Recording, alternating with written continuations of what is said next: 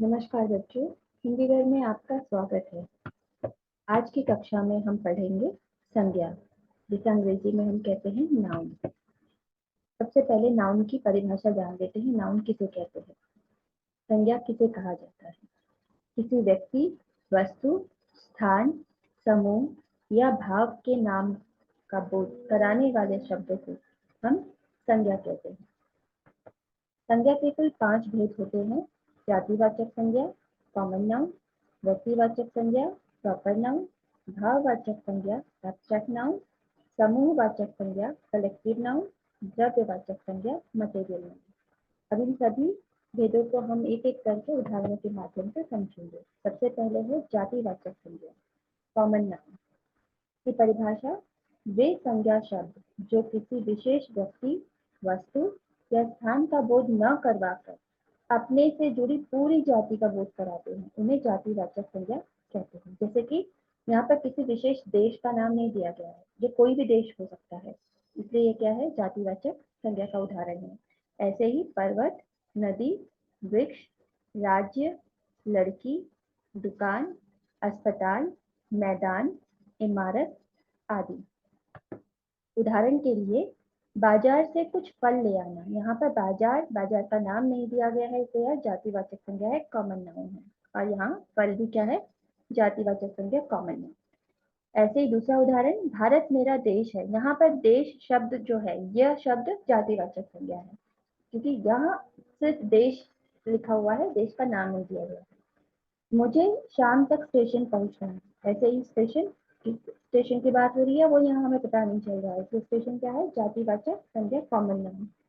नदी को स्वच्छ रखो, यहाँ नदी का नाम नहीं दिया गया है, बल्कि एक जाति का नाम दिया गया है, वो है नदी। नेताजी सभा में भाषण दे रहे हैं, यहाँ पर नेताजी शब्द जो है किसी विशेष नेता के बारे में नहीं बताया गया, कोई भी नेताजी हो सकते हैं, इसलिए क्या है? जातिवाचक संज्ञा। दूसरा भेद है व्यक्तिवाचक संज्ञा, यानी कि प्रॉपर नाउन की परिभाषा है: वे संज्ञा शब्द जो किसी विशेष व्यक्ति, वस्तु या स्थान का बोध कराते हैं, उन्हें व्यक्तिवाचक संज्ञा कहते हैं। जैसे कि भारत एक विशेष देश का नाम है, गंगा एक विशेष नदी का नाम है, मुंबई एक विशेष शहर का नाम है या जगह का नाम है, हिमालय एक पर्वत का नाम है, हिंदी एक भाषा का नाम है, रमेश एक लड़के का नाम है, आदर्श विद्यालय ये एक विद्यालय का नाम है, शांति अस्पताल एक अस्पताल का नाम है, महात्मा गांधी एक व्यक्ति का नाम है। तो यहाँ पर विशेष व्यक्ति, वस्तु या स्थान का नाम बताया जा रहा है, इसलिए क्या है? व्यक्तिवाचक संज्ञा, यानी कि प्रॉपर नाउन। उदाहरण देखते हैं। सुमन तुम बाजार से कुछ फल ले आना, यहाँ पर लड़की का नाम दिया गया है सुमन, इसलिए क्या है? प्रॉपर नाउन, व्यक्तिवाचक संज्ञा। भारत मेरा देश है, यहाँ पे भारत जो है इस देश का नाम दिया गया है, इसलिए क्या है? व्यक्तिवाचक संज्ञा, प्रॉपर नाउन। मुझे शाम तक गोवा पहुंचना है, इस जगह का नाम दिया गया है गोवा पहुंचना है, इसलिए क्या है? व्यक्तिवाचक संज्ञा, प्रॉपर नाउन। गंगा नदी पर बांध बनाया जा रहा है, यहाँ नदी का नाम दिया गया है गंगा, तो क्या है? व्यक्तिवाचक संज्ञा। सुभाष चंद्र बोस सभा में भाषण दे रहे हैं, यहाँ पर एक व्यक्ति का नाम दिया गया है, वो है सुभाष चंद्र बोस, इसलिए क्या है? व्यक्तिवाचक संज्ञा, प्रॉपर नाउन। तीसरा भेद है भाववाचक संज्ञा, एब्स्ट्रैक्ट नाउन। परिभाषा जान लेते हैं। वे संज्ञा शब्द जो किसी भाव, गुण, दोष, अवस्था या क्रिया के व्यापार का बोध कराते हैं, उन्हें भाववाचक संज्ञा कहते हैं। जैसे यहाँ पर बचपन जो है ये उसकी अवस्था बताई जा रही है, बचपन जब वो छोटा था, बुढ़ापा जब वो बूढ़ा था, मिठास यानी कि स्वाद बताया जा रहा है, स्वाद कैसा है? मीठापन है उसमें। बनावट, लिखावट, सुंदरता, ये क्या है? सारी क्रिया वाले शब्द है।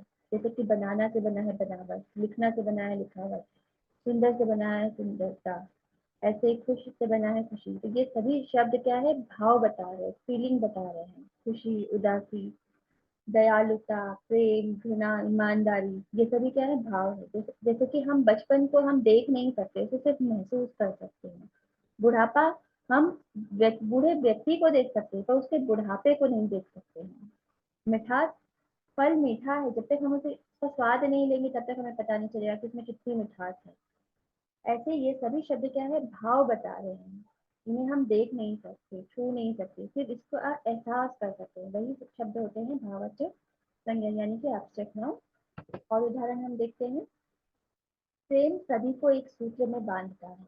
यहाँ पे प्रेम प्यार जो है ये क्या है, फीलिंग है, भाव है। इसे क्या है, भाववाचक संज्ञा। ईमानदारी से अपना काम करते रहो, यहाँ ईमानदारी शब्द जो है ये क्या है, भाववाचक संज्ञा है। बच्चों एक बात ध्यान रखना, अगर यहाँ ईमानदार लिखा होता, ईमानदार, तब वह विशेषण होता, तब वह भाववाचक संज्ञा नहीं होता। भाववाचक संज्ञा में शब्द के आखिर में कुछ प्रत्यय यानी कि सफिक्स जुड़े होते हैं, जैसे कि ईमानदार, ईमानदारी। ऐसे ही हम इसकी पहचान कर सकते हैं। दूसरा है बचपन के दिन सुहाने थे। यहाँ बचपन जो है ये क्या है, भाववाचक संज्ञा। बुढ़ापे के कारण उनसे अब चला नहीं जाता। ध्यान देना बच्चों, यहाँ बुढ़ापे लिखा हुआ है, बूढ़ा नहीं लिखा हुआ है। बूढ़ा होता तो ये क्या होता है, जातिवाचक संज्ञा, लेकिन बुढ़ापे ये क्या है, भाववाचक संज्ञा। उनके घर की सजावट बड़ी सुंदर थी। सजावट क्या है, एक भाव है। यहाँ पे सजना नहीं दिया है, सजाना भी नहीं दिया गया है, क्योंकि वो क्या हो जाता, क्रिया हो जाती। यहाँ क्या लिखा है, सजावट। सजावट क्या है, एक एहसास है जो हम देखते हैं और हमें फील होता है, महसूस होता है कि कितनी सुंदर सजावट है। तो ये सजावट जो है ये क्या है, भाववाचक संज्ञा। संज्ञा का चौथा भेद है समूहवाचक संज्ञा यानी कि कलेक्टिव नाउन। जैसे कि हमें नाम से ही पता चल रहा है कि ग्रुप के नाम को हम कहते हैं समूहवाचक संज्ञा। परिभाषा जान लेते हैं। जिस संज्ञा शब्द से किसी समूह या समुदाय का बोध हो उसे समूहवाचक संज्ञा कहते हैं। उदाहरण के लिए भीड़, मंडली, सेना, कक्षा, सभा, परिवार, गुच्छा, टुकड़ी, दल, झुंड, संघ, गिरोह आदि। तो और कुछ उदाहरण देख लेते हैं। जैसे कीर्तन मंडली ने प्रभु का गुणगान गाया। यहाँ पे मंडली जो है इसमें कोई एक व्यक्ति नहीं होगा, मंडली में काफी लोग होंगे, तभी तो इसका नाम मंडली दिया गया है, यानी कि ग्रुप के नाम को मंडली कहा गया है, कीर्तन मंडली। तो मंडली यह शब्द जो है क्या है, समूहवाचक संज्ञा, कलेक्टिव है। मेरी कक्षा में लगभग 30 विद्यार्थी हैं। कक्षा, एक विद्यार्थी से कक्षा नहीं माना जाएगा, इसमें कई विद्यार्थी होंगे तभी उसे हम कक्षा कहेंगे। तो यहाँ कक्षा जो है वो समूहवाचक संज्ञा है, कलेक्टिव नाउन है। सभा में आए लोगों ने 2 मिनट का मौन रखा। कोई अगर एक व्यक्ति है, दो व्यक्ति, तो उसे हम सभा नहीं कहेंगे, वहां पे अधिक लोग हैं इसलिए उन लोगों के समूह को हम क्या कहते हैं, सभा। राहुल के परिवार में कुल 5 सदस्य हैं। अगर एक व्यक्ति का घर है तो हम उसे परिवार नहीं कहेंगे, हम कहेंगे कि यह व्यक्ति है। तो जब दो या दो से अधिक लोग होती हैं तब उसे हम कहते हैं परिवार। तो यहाँ पे परिवार क्या है, समूहवाचक संज्ञा, कलेक्टिव नाउन। ऐसे ही पक्षियों का झुंड आकाश में उड़ रहा है। आकाश में पक्षियों का झुंड उड़ रहा है। यहाँ पे झुंड जो है यानी कि एक पक्षी, दो पक्षी नहीं उड़ रहे हैं, पूरे ग्रुप में उड़ रहे हैं। तो क्या है, समूहवाचक संज्ञा, कलेक्टिव नाउन। द्रव्यवाचक संज्ञा, मटेरियल नाउन। परिभाषा है, जिस संज्ञा शब्द से किसी द्रव्य, धातु अथवा पदार्थ का बोध हो उसे द्रव्यवाचक संज्ञा कहते हैं। जैसे पानी, तेल, घी, दूध, पेट्रोल, चावल, शक्कर, दाल, मक्का, सोना, चांदी, पीतल, लोहा आदि। बच्चों यहाँ पर द्रव्य जो है, द्रव्य पदार्थ क्या क्या है, पानी, तेल, घी, दूध, पेट्रोल। इसके अलावा धातु क्या क्या है, सोना, चांदी, पीतल, लोहा। पदार्थ यानी कि इसमें सारे ग्रेन्स पे आ जाते हैं, जितने भी अनाज है वो सभी खाने पीने की चीजें, जैसे कि चावल, शक्कर, दाल, मक्का, ये सभी चीजें किसमें आती है, द्रव्यवाचक संज्ञा में, मटेरियल नाउन।